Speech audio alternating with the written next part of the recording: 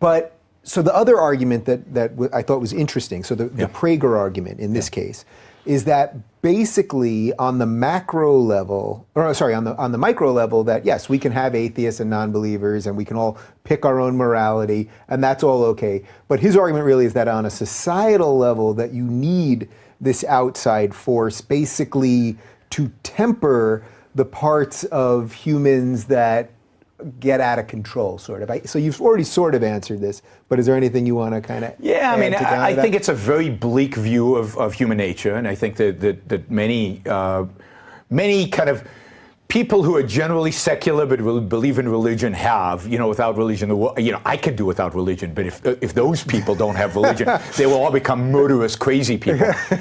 I don't have that view of human beings. I mean, I respect every individual, and I view every individual as capable of understanding that going on a murderous rampage is not good for them.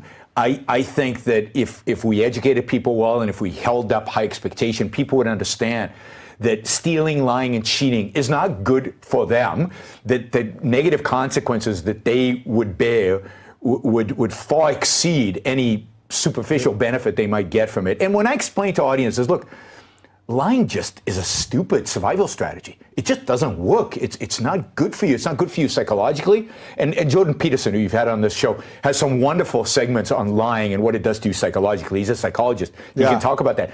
So psychologically, it's destructive. Existentially, nobody wants to deal with you once you're caught. You're always caught, right? Or ultimately, you're always caught.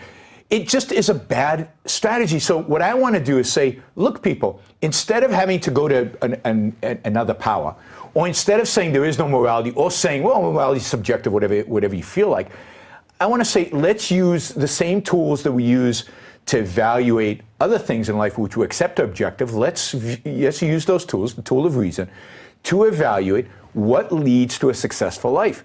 And we might disagree on some of those, but at least let's accept that the tool to evaluate that is reason. Let's evaluate, I think we'll all agree that lying is not good for human life, so don't lie.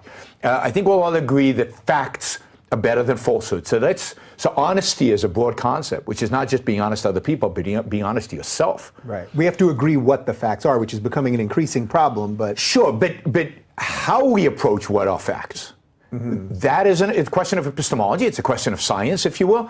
Let's deal with it like that. I think we can probably agree on that. So let's approach ethics from that basis. But let's start with the idea that it's the individual that has to survive. It's the individual that has to thrive. And it turns out that in order for me to thrive, me thriving does not entail me exploiting you. Me thriving does not entail me lying and cheating and stealing and murdering you. Quite the contrary. Me thriving entails me trading with you. Me thriving entails me creating as many win-win, mutually beneficial situations as I can. But not because I love you like I love me. I don't. As much as I love you, I know you feel very warmly about me. I feel warmly, but I love myself more. And this whole idea of love thy neighbor like yourself, forget it. Nobody loves their neighbor like they do themselves. Nobody with self-esteem loves their neighbor like they do themselves. And I ask even my Christian audiences, I ask them, okay, your kids are drowning in the pool, the neighbor's kids are drowning in the pool. Who do you save first?